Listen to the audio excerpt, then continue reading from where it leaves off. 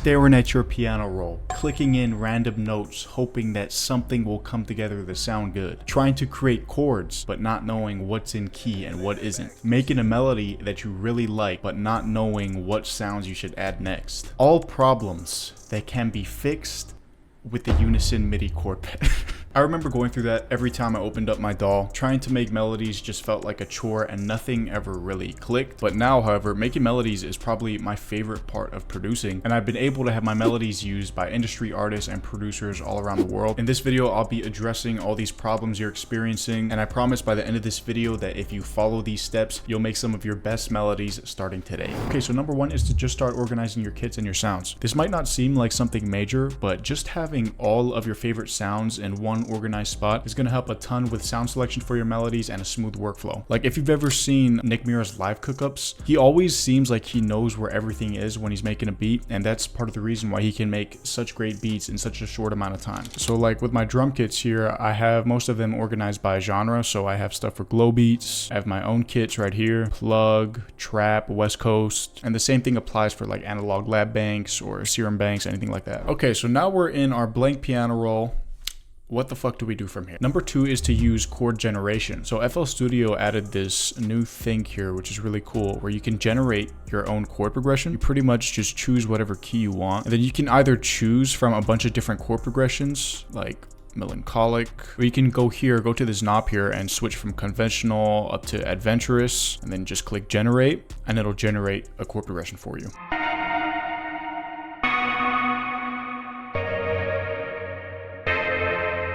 Then you can also go to the performance section here and like put in an ARP or something.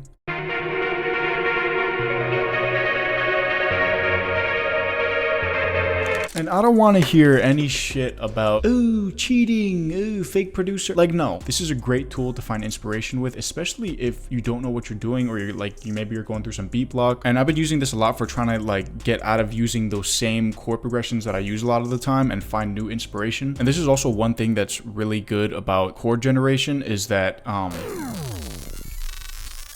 you become familiar with hearing chord progressions that sound good. So then when you're starting to make your own melodies from scratch, when you're making chords, you're kind of able to pick up like, oh, that's out of key, like, or this sounds really good together.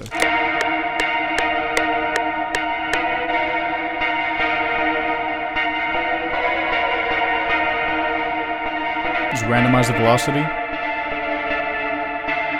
This is a great tool to just experiment to see what tone changes you get when you randomize the velocity.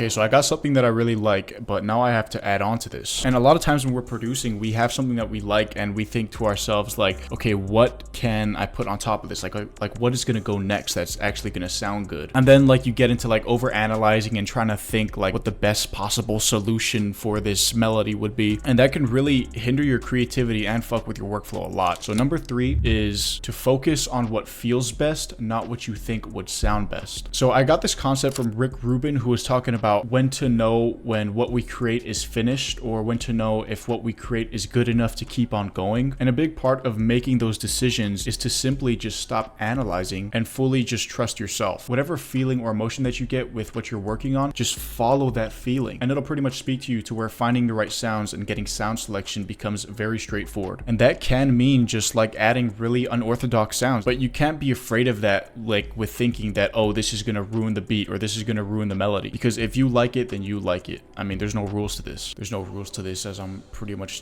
telling you guys the rules to making good melodies.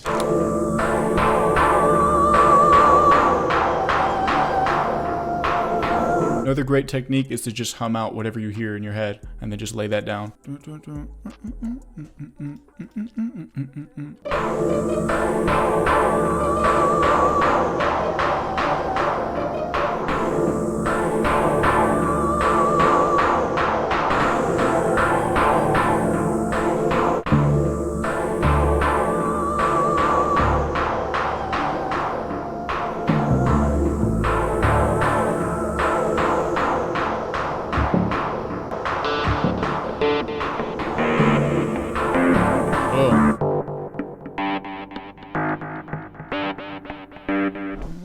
Getting in the groove, getting in the groove.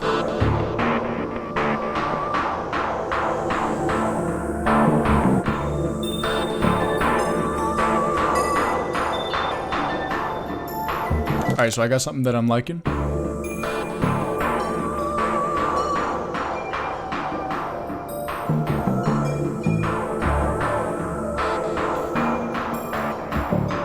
It's got like that mysterious dark vibe to it. But this leads me into number 4, which is invest in tools that do the heavy lifting for you. Imagine if as producers we had a place where every single sound that we liked was organized into one place. Every MIDI that we wanted, every drum sound we wanted. Wouldn't that just be amazing? Well shit, I guess we do have that. Things like preset banks, multi-kits, phrases and accents, multi-keys. These are all super helpful tools when it comes to making melodies that save you a ton of time and speed up your workflow. So if you want to make like something like a dark analog unique melody, invest in a pack that has some great analog sounds like Des Wright's Bank, where you can just go to one preset in here that's a multi-key, play some chords,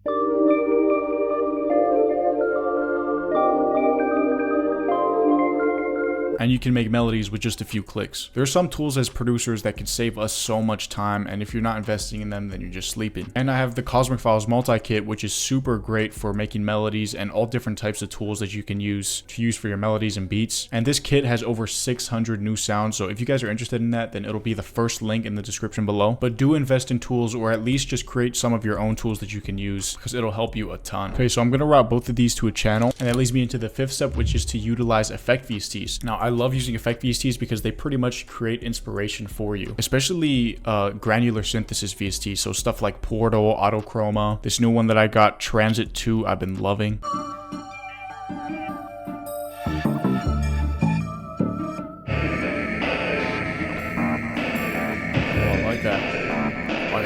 We're gonna click that right there and then go disc recording, render selected track. There's like that little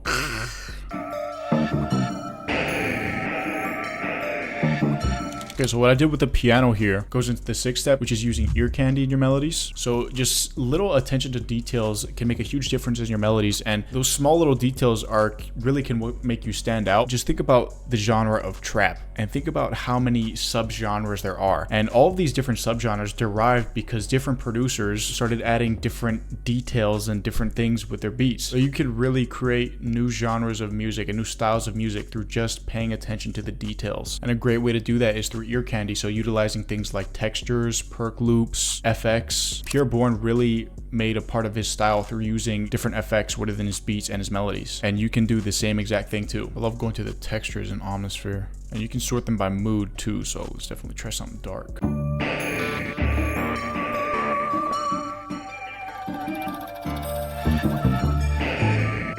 That I just recorded. Now, last but not least, this brings me into the 7th and final step, which is being frequency aware. So all you need to do for this is on your master track, once you finish putting in all your melodies, is just go to a visual EQ. So we can just go to parametric EQ, and then once you play your melodies, you get a visual of all the frequencies that your melodies are playing in. And being frequency aware is pretty much knowing what frequencies your melodies are taking up and seeing if too many melodies are taking the same frequencies, because when that happens, it can lead to a muddy or unclear mix. And on the flip side, if your melodies are all pretty balanced together, then you'll probably have like a much clearer and clean mix. So when we take a look at this, it's a little low on the high end, but it all looks relatively equal. Play this other melody.